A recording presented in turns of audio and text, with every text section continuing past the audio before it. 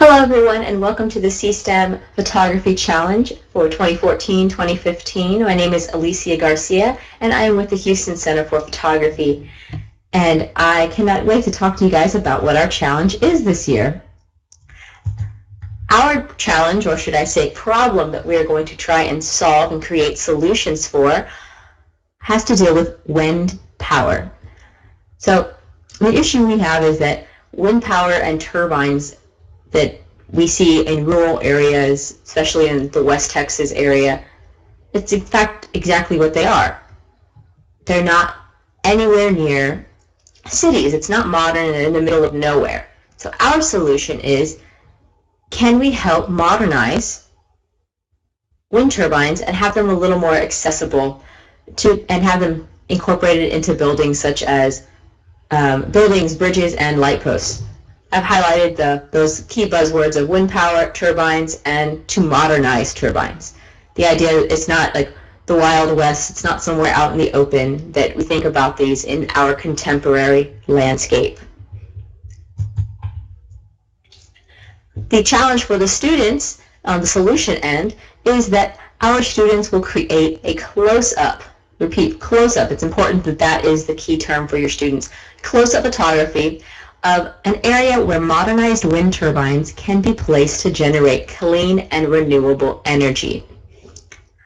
Each school's photo challenge must be enclosed in a frame created and designed by students, and these next few sentences are really important, by students using recycled and or reused materials only. This is 100% fabricated by your students. So recycled and or reused materials only. And within the entire fabrication of your frame, the frame cannot exceed 8 by 10. The photo itself cannot exceed 8 by 10 inches either. This is a very perplexing and confusing regulation that we have.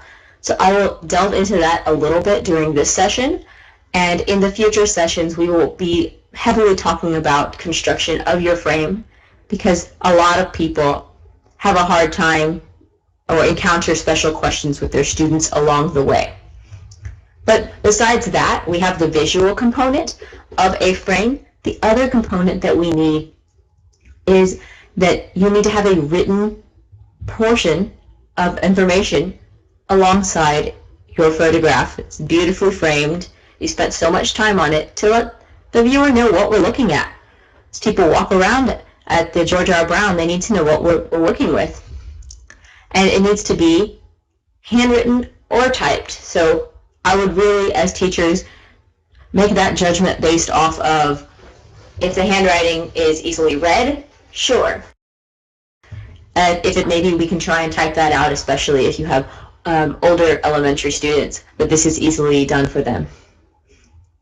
And that must be done in 12-point font and double spaced. That way it is easy and quick to read. But this is a blown up version of the rubric, where I'm only going to talk about a few areas of this rubric for how the photos will be scored. And this is just preliminary information, and throughout the challenge we will be a lot more specific with what we're working with. So our scoring rubric is from points of 0 to 3. 3 being exemplary and 0 being unacceptable. So the numbers of criteria I would like to talk about is the very first one, number 1, and then number 3. Number 1, the criteria is the photo must be clearly visible and taken with precision. Now, in our day and age, we have lots of people that will say a photograph is really good, and they took one photo to make that photograph happen.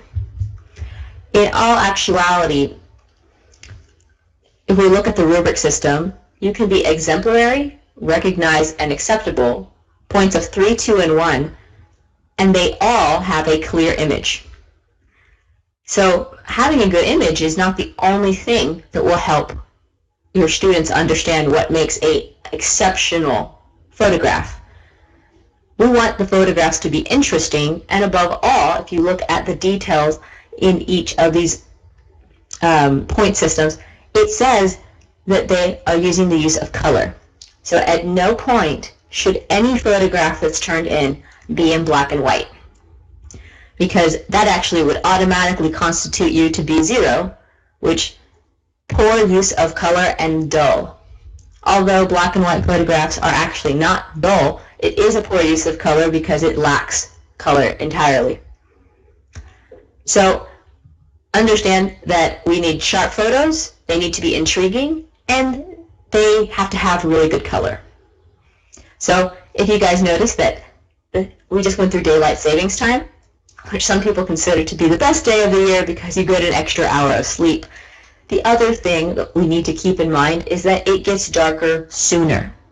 So if your students want to go take photos outside right now, photographically, they don't have as much time after school. So be aware of that and understand that we have to push a lot of awareness of, hey, you really only have until maybe 4 or 5 o'clock if you want a daylight photograph. And let's now jump to number 3 on the rubric, and that is the frame. So we get lots and lots of questions about the frame all the time. And what makes a 0, what makes a 3? If you have an exceptional frame, there's no doubt about what we're looking at. It is the right size, and that goes without saying. And 100% of the frame is made of reused and or recycled material. So I like it says reused because that means repurposed, and we're not just thinking about standard recycled materials. But number 2, we have approximately 75% of the frame is being used. All right, so not quite 100%, maybe we fell short a little bit, so you get scored with a 2. Number 1, or say 0.1, approximately 50% of the frame was made using the correct materials. So this example is one I think that could easily happen to any of your students. And that example is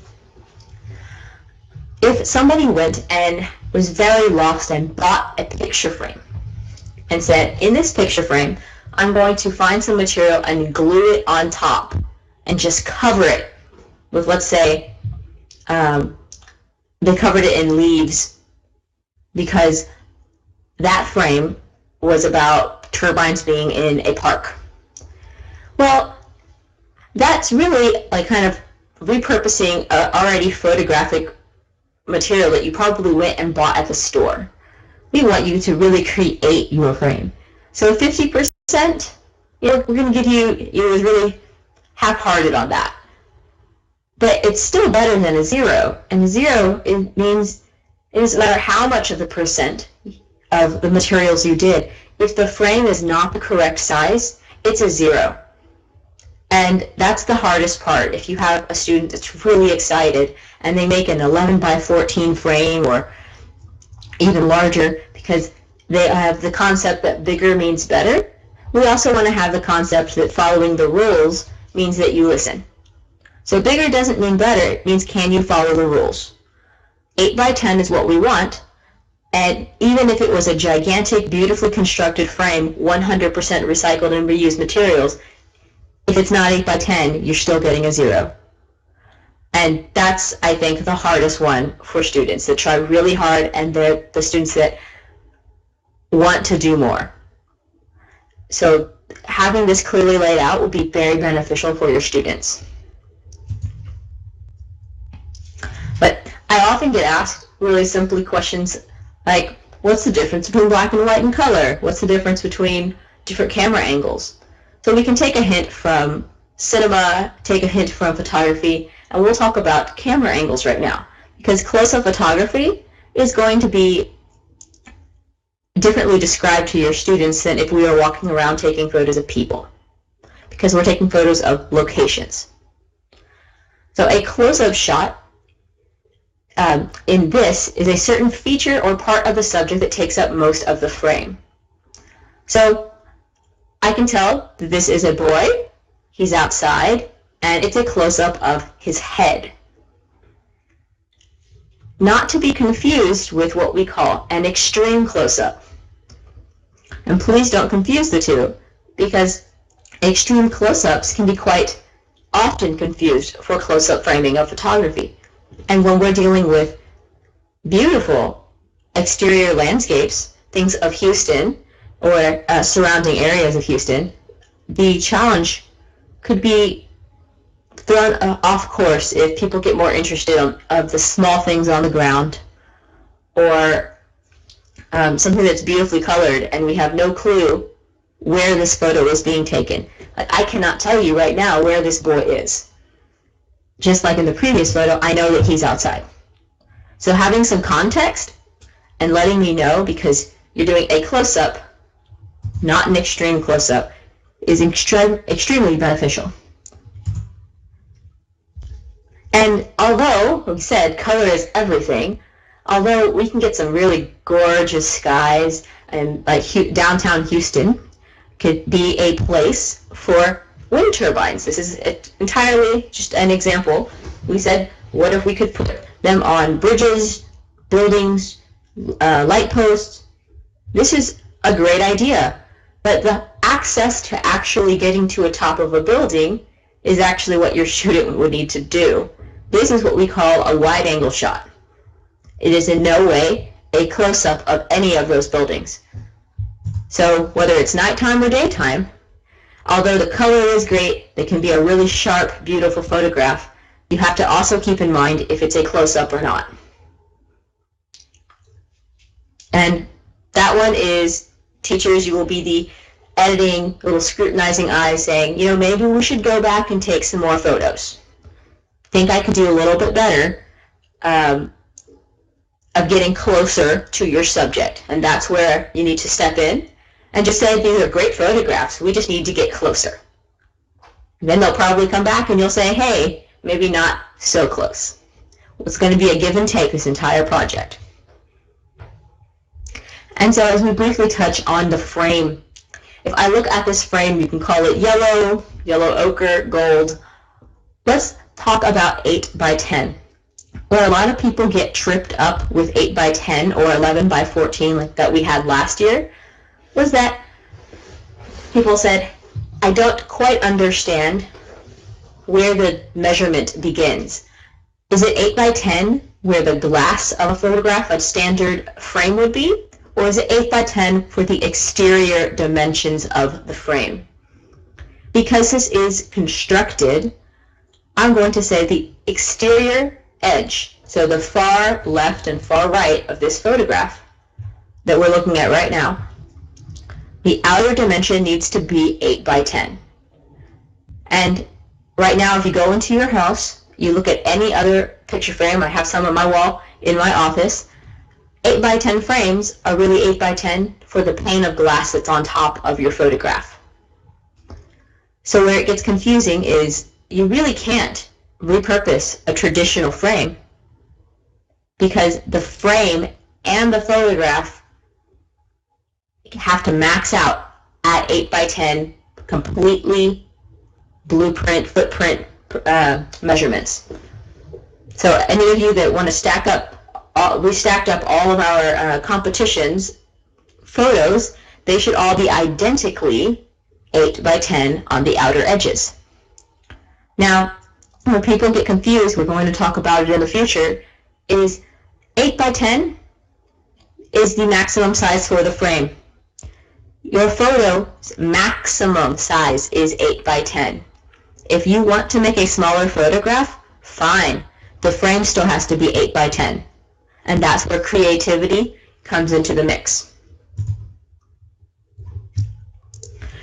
But some of your students might get a little sidetracked when thinking creatively about, like, where do I find my recycled materials? We don't exclusively have to look in recycling bins or just think that it's cardboard and paper.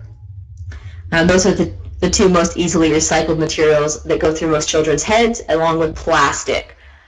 So sometimes using the word recycled isn't really a a strong way to think about our work. Maybe we should, again, think about it with different buzzwords that are in everyday speak. And so I really like, and I used this slide last year, the idea of recycling versus upcycling. So recycling is those standard products that we can go to a recycling place, drop those off, and so forth. Upcycling is all sorts of things. It's repurposing and giving a new life to materials whose life was not that. So if I cut up a soda bottle, like 2-liter bottles, I can make them into holders for plants. If I cut up a pair of jeans, I can make quilt squares. Upcycling is giving that whatever original material you are using a new life and a new purpose. And the possibilities should be endless about what our students can go through. Of course, please be careful and make sure that they don't pick anything that could endanger them, nothing that's extremely sharp, because we are dealing with elementary school. So I hope that a lot of that discretion is done by parents, but if something does end up in school, please be very aware that we are entirely concerned with our students' safety and to keep that as a priority. So right now, I encourage you to ask any questions, and I'm sure we'll have some about photo frames and color, sharpness, whatever technical aspects you need to ask. We'll do that right now at CSTEM break. And however many or few questions you have this round, we'll get them answered. And you can always email me at alicia.garcia@gmail.com. Thank you.